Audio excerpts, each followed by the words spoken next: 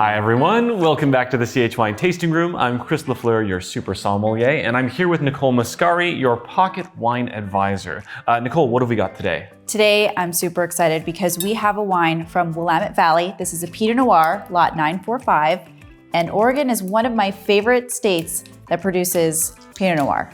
Oh, so yeah. We have to get into this. We certainly do. When I think about Pinot Noir, like one of my intros to it was tasting some Burgundy. And the more you dig into Burgundy, the more expensive it gets. But I don't know that I always get as much satisfaction out of those wines the more I pay every time. But what I love about Willamette Valley is that almost always I know what I'm getting. I'm getting a nice expression of Pinot Noir that's kind of between Burgundy and California. I agree. I find the exact same thing with Willamette Valley. You can get that really kind of undergrowth, that earthiness, that savory characteristic that you find a lot in Burgundy, but then you also have this really fruit-forward, bright red, juicy fruit that you find here in the United States that I absolutely love. So it kind of combines the best of both worlds. Yeah. All right, lot 945. What do we have? Well, I think looking at this, it's fairly clear. It's not opaque or anything like that. So we've got traditional Pinot Noir, not really thick skins, nice light expression. And I'm not seeing a lot of staining in the glass either. No, so absolutely. From there onto the nose, Nicole. Yes, I would expect this to be very fresh and very juicy. Let's see. Ooh, those bright red cherries just right off the bat.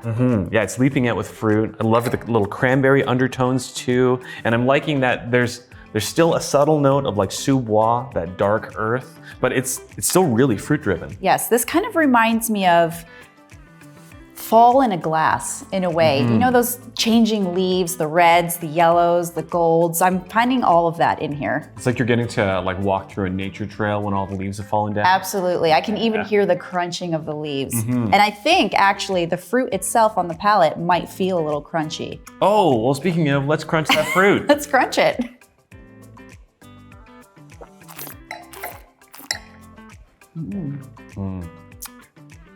That is juicy. As usual, for these black labels, it's really hard to spit these wines, so we've totally eschewed that aspect of it. I know you guys like to see us spit out the wine. You like to do it at home as well. Today, just dig in. This is great. I find some really beautiful dried floral notes on here as well, like maybe a little dried peony, like pink flower, but definitely those bright red fruits that we were talking about, a little bit crunchy and juicy. But again, with all of that beautiful undertone of a little bit of undergrowth, mossiness, maybe a little bit of earth. I like that you called out the dried flowers, the dried floral note here, because it does kind of remind me of a touch of potpourri, but not overpowering. There's still like a nice balance of fruit and a nice balance of floral delight and lift. What are you going to pair this with? What am I going to pair this with? Oh man, geez, everything.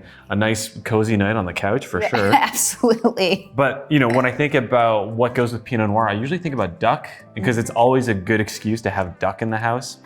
So I would definitely think about duck with maybe like a reduced balsamic, something that's going to bring all those flavors together. What about yourself? I love mushrooms with Pinot Noir. I find once you save a Pinot Noir for a while, you can kind of get truffly mushroom tones once the wine goes a little tertiary. So I like to play with that, even though they're not quite here yet. Sometimes if you do like a mushroom risotto or something like that, it can kind of pull that complexity out of the wine. So for me, I'm going mushroom risotto, maybe a little truffle on it. Okay. Not too crazy, not too overpowering. We don't need to go maybe with the truffle. We can go right on with the okay, truffle. fine, indulge. Let's indulge.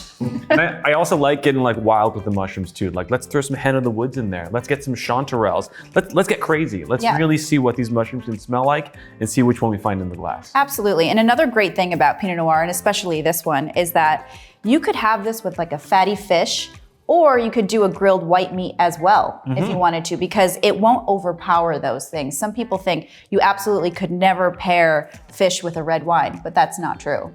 I'm thinking now with like a roast pig, like a whole pig, like the crackling skin with this. Perfect together. Aging wise, where does this fit in everyone's cellar? Well, one of the things I like about it, and I noticed it, I'm sure you did too, like on the palate, there's really bright, fresh acidity. And that's usually one of the hallmarks for me that this is gonna last a little while. Because when you open this after a couple years, you want it to taste fresh, and that acidity is gonna do that. Also, I think the fruit is pretty dense. So when you finally do get this open, it's not gonna taste like an old boot. You've got a bunch of fruit coming out alongside that lively character. Absolutely. So where would you lie this down when you get a case? So like you said, this has that great foundation. You know, if you like that bright red, juicy red fruit now, this is great. The tannins are really fine grained, and I think you could enjoy this wine now, but I also think you could age this up to 5 years at least if you wanted to. Yeah, I think 5 years and this is gonna be singing. Yep. I don't know that I'd go too much farther because like we said, the tannins are really fine, which is, you know, you need those there too for really long-term aging to reduce micro-oxidation, which we love to talk about in the tasting room.